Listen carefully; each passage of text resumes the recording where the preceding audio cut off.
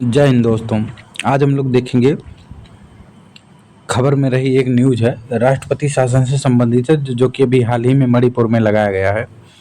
तो मणिपुर में राष्ट्रपति शासन जो है लगाया गया है, इसको देख लेते हैं हम लोग। तो प्रेसिडेंट रूल इम्पोज्ड इन Manipur days after CM exit. अब वहाँ पर जो है राज्य का जो है कानून नहीं है, वहाँ पर राष्ट्रपति शासन लग चुका है।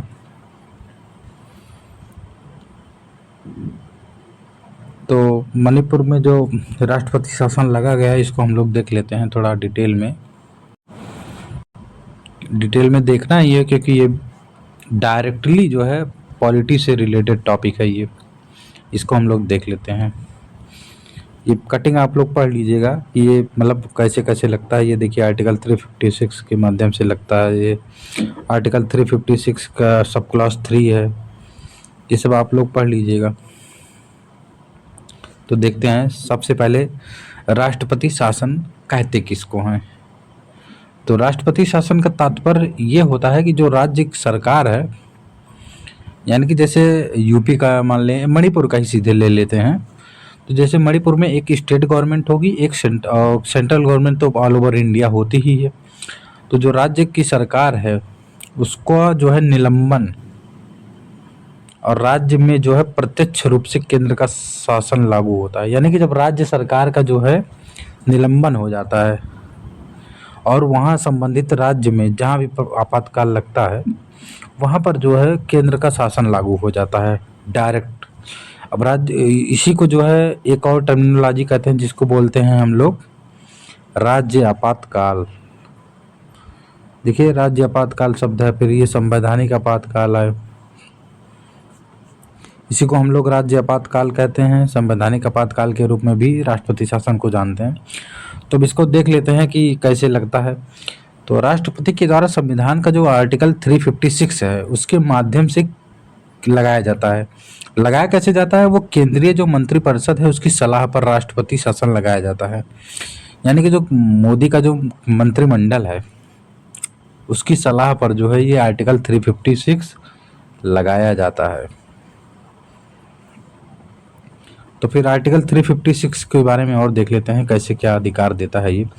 तो राष्ट्रपति को जो है आर्टिकल 356 जो है राष्ट्रपति शासन लगाने का अधिकार देता है।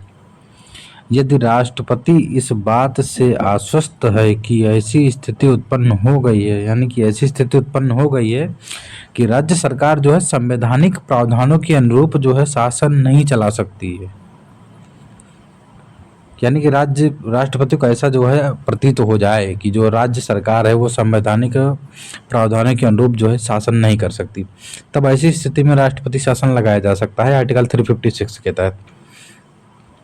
और राष्ट्रपति जो है राज्य के राज्यपाल की रिपोर्ट के आधार पर या दूसरे और भी तरीके से प्रतिक्रिया के रूप में जो है राज्यपाल की रिपोर्ट की प्रतिक्रिया स्वरूप जो है राष्ट्रपति शासन लगा सकता है राष्ट्रपति।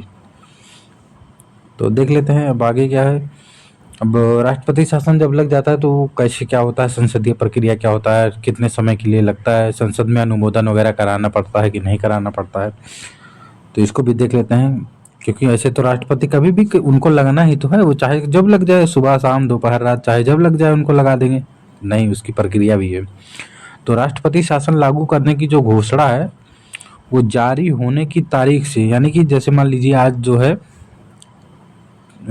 10 फरवरी है, 10 फरवरी को जब जारी होगा उसके तारीख से 2 महीने के भीतर संसद के दोनों सदनों के द्वारा, यानी कि जब से लागू होगा उसके 2 महीने के भीतर जो है संसद के दोनों सदनों के द्वारा जो है इसका अनुमोदन होना अनिवार्य है, कंपलसरी है इसको जो है अनुमोदित कराना राष्ट्रपति को मंत्रिमंडल से, खास करके संसद से, जो लोकसभा और राज्यसभा दोनों सदनों से।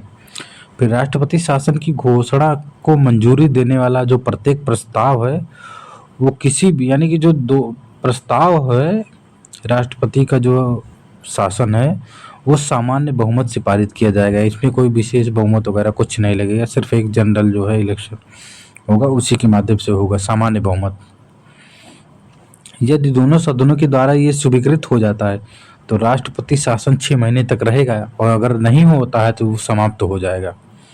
और राष्ट्रपति शासन अधिकतम कब तक लगाया जा सकता है?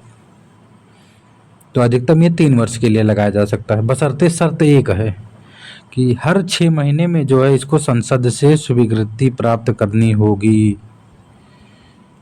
3 साल के लिए, जैसे कि मान लीजिए एक बार लगाया गया, मान लो पहली बार ये लगाया गया, अब इसके लिए 6 महीने तक ये बढ़ाया जा सकता है। फिर यहाँ 6 महीने मान लीजिए ये टाइम पीरियड ख़त्म हो गया, तो फिर से इसको जो है संसद में जाएगा, फिर यहाँ 6 महीने तक बढ़ाया जाएगा। ऐसे ऐसे करके ये 3 साल तक जो है लगाया जा सकता है। राष्ट्रपति शासन 3 साल तक लगाया जा सकता है। ये देखिए, इसको यहाँ पर दिया गया है, इसको पढ़ लीजिएगा आप लोग। फिर राष्ट्रपति शासन का जो प्रभाव है, इम्पैक्ट क्या पड़ता है, तो राष्ट्रपति शासन जो है वह राज्य सरकार के कार्यों को अपने हाथ में ले लेता है। अपने हाथ में ले लेता है, ऐसा नहीं है कि राष्ट्रपति आ जाता है उसको काम को करने के लिए खुद।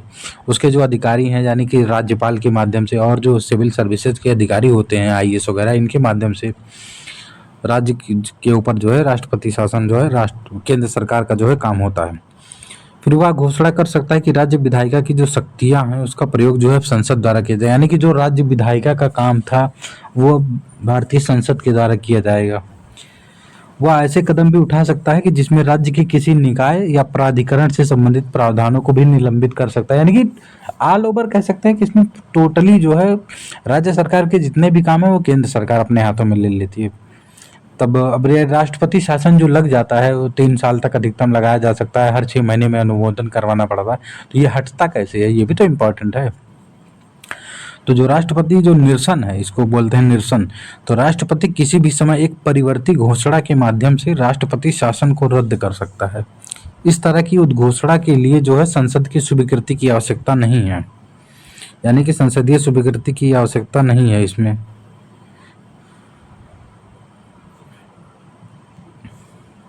इसको जो है लागू करने के लिए, निरसन को हटाने के लिए जो है आवश्यकता नहीं है संसद की स्वीकृति की। तो ये रहा मणिपुर की जो राष्ट्रपति शासन लगा है मणिपुर में, उससे संबंधित एक खबर है। इसको आप लोग जो है पढ़ लीजिएगा अच्छे से, स्क्रीनशॉट कर दे, मतलब रोक दे रहे हैं आप लोग, स्क्रीनशॉट कर लीजिए। इसकी PPT भी आप लोगों को हमारे टेलीग्राम चैनल पर मिल जाएगा, व्हाट्सएप चैनल पर मिल जाएगा, तो वहाँ से आप लोग इसको डाउनलोड कर लीजिएगा। धन्यवाद।